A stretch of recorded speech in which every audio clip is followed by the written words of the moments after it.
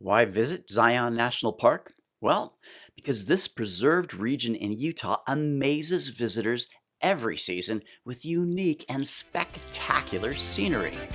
Welcome to Snowbirds and RV Travelers, the weekly show for RV enthusiasts, where we talk about parks, activities, travel tips, trends, reviews, and the latest news affecting your RV experience. Enjoy the show? Please share it with your friends and take a moment now to like, follow, and subscribe. You can catch up on previous episodes at RVPodcast.com. Here is an exclusive offer for Snowbirds and RV Travelers listeners. Golden Village Palms RV Resort is a welcoming retreat for an active lifestyle. From dining to recreation to shopping, everyone enjoys this pet-friendly RV resort. If you call 1-888-RV-STAYS, that's 1-888-787-8297, and use promo code Snowbirds, you can have a discounted monthly rate of just $749 for stays through April 2024. Spend your days on the pickleball courts, relax by the pools, work out in the fitness center, or enjoy one of the many daily resort activities in sunny California. This podcast was written by Jennifer Leigh Hill and presented by Perry Mack. Located in the southwestern corner of Utah, 160 miles north of Las Vegas and 308 miles south of Salt Lake City, you'll find one of the most beautiful parks in the United States, with a rather unusual name, Zion National Park. Isaac Behunin, an early Mormon settler, arrived in the area in the 1860s and is believed to have given the canyon its name. Standing on the rim, he stated, "A man can worship God among these great cathedrals as well as you can in any man-made church. This is Zion." As a result, the canyon became known as Zion Canyon, and the community of Zion was established. Although Zion no longer exists, the stunning landscape does. The beauty that Behunin alluded to consists of a mixture of towering cliffs with ruby red walls, incredible slot canyons, and unique sandstone formations that will likely be the most treasured photographs in your travel history. These features make the area a mecca for outdoor enthusiasts and photographers. In 2021, there were more than 5 million visitors to the park. Unfortunately, its popularity makes for crowded conditions at times.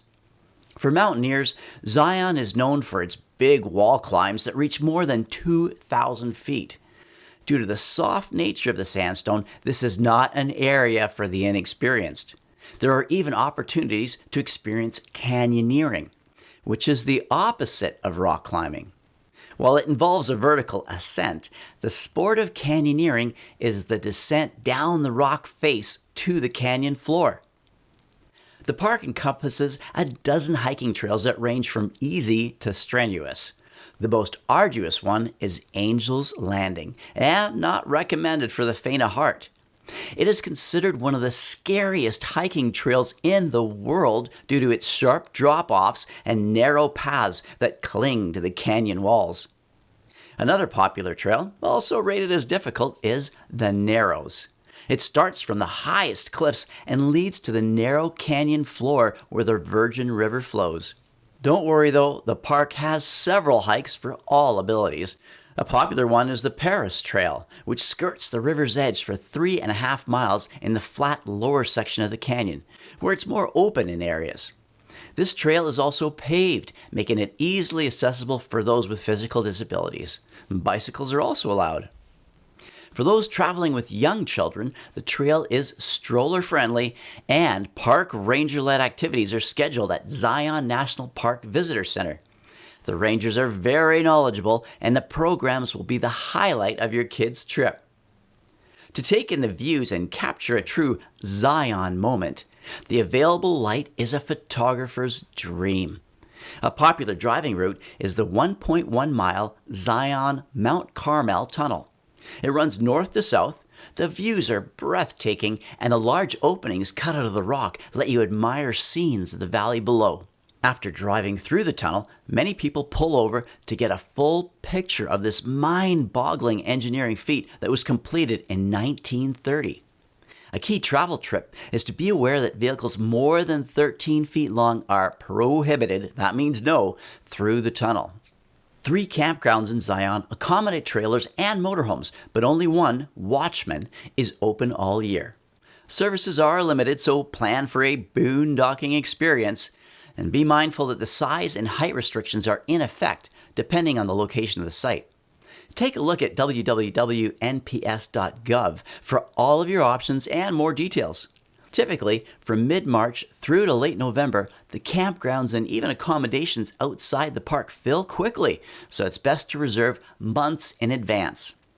To control traffic flow, the Zion Canyon Scenic Drive, which is one of the park's most impressive areas, is only open to shuttle buses for most of the year. The first departure is at 7 a.m. and space fills up fast, so you may have to wait.